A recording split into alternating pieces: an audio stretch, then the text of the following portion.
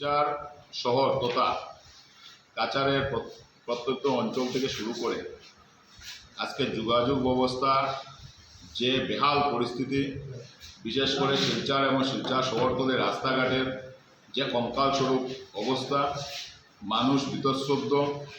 শিলচর শহরের ব্যস্ততম এরিয়াতে ক্যাপিটাল পয়েন্ট থেকে শুরু করে আপনার NHIDSL এর আন্ডারে যে রাস্তা, ক্যাপিটাল পয়েন্ট থেকে শুরু করে সোনাবাড়ি ঘাট এবং এই রাঙ্গেরহাড়ি পয়েন্ট থেকে মেডিকেল কলেজ পর্যন্ত, যেটা PWD ডিপার্টমেন্টের আওতায়, প্রত্যেকটা রাস্তার যে বেহাল অবস্থা, মানুষ সেটা নিয়ে জর্জরিত। আমরা কংগ্রেস দল বারবার জেলা প্রশাসনের মাধ্যমে মুখ্যমন্ত্রীকে স্মারকপত্র দিয়েছি, জেলা প্রশাসনের সাথে কথা বলেছি, কিন্তু আজকের দিন পর্যন্ত কোনো ধরনের কোনো সরকার পক্ষ থেকে বিভাগের কোনো ধরনের কোনো হেলদোল নেই।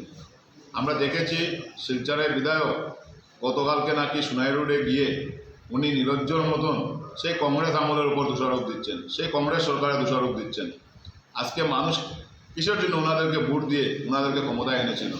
আজকে 8 বছর যাওয়ার পর আসামে বিজেপি সরকার এবং কেন্দ্রে 10 বছর যাওয়ার পরও ওনারা সেই কংগ্রেস আমলের কথা বলছেন, যে কংগ্রেস আমলের রাস্তাঘাট নিয়ে আজকেও শিলচর শহরে যে 2-3টা রাস্তাঘাটের অবস্থা একটু ভালো, সেটা সেই কংগ্রেস আমলে বানানো রাস্তাঘাট।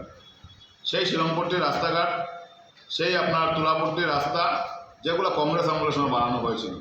ওনাদের আমলে শিলচর শহরে একটাই কাজ ওনারা করতে চাচ্ছেন, যে শিলচর শহরের নামে বিভিন্ন ধরনের উন্নয়নমূলক প্রকল্প এনে কীভাবে ওনাদের সাঙ্গপাঙ্গদের, ওনাদের যারা লেজুর ভিত্তিক, ওদেরকে দিয়ে কীভাবে ঠিকাদারি করে সরকারের টাকাটা কীভাবে লুটে পুটে খাওয়ার ওনাদের এটা অপচেষ্টা।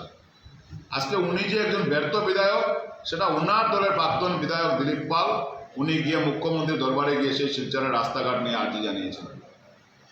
দিলীপ পালই প্রমাণ করে দিয়েছেন যে বর্তমান বিধায়কে শিলচরে উন্নয়নমূলক কোনো কাজ করতে পারেননি বলেই আজকে উনি যেতে বাধ্য হয়েছেন মুখ্যমন্ত্রীর দরবারে।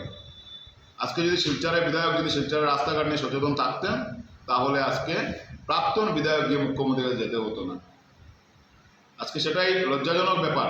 আমাদের শিলচরবাসী হিসেবে আমরা লজ্জা হয় যে আমাদের শিলচরে একজন সম্মানীয় বিধায়ক, আজকে উনি শিলচরের উন্নয়ন নিয়ে ব্যর্থ, সেটা ওনার দলের প্রাক্তন বিধায়ক প্রমাণ করে দিয়েছেন।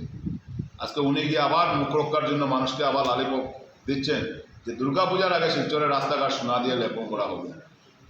ওনার মুখ্যমন্ত্রীর কাছে কি কোনো ধরনের জাদু আছে যে আজকে 3 বছর এবং আগে সর্বানন্দ সোনোয়ালের 5 বছর যাওয়ার পরও যে রাস্তাঘাট কংগ্রেস আমলে ছিল, সেটাও আজকে নরকম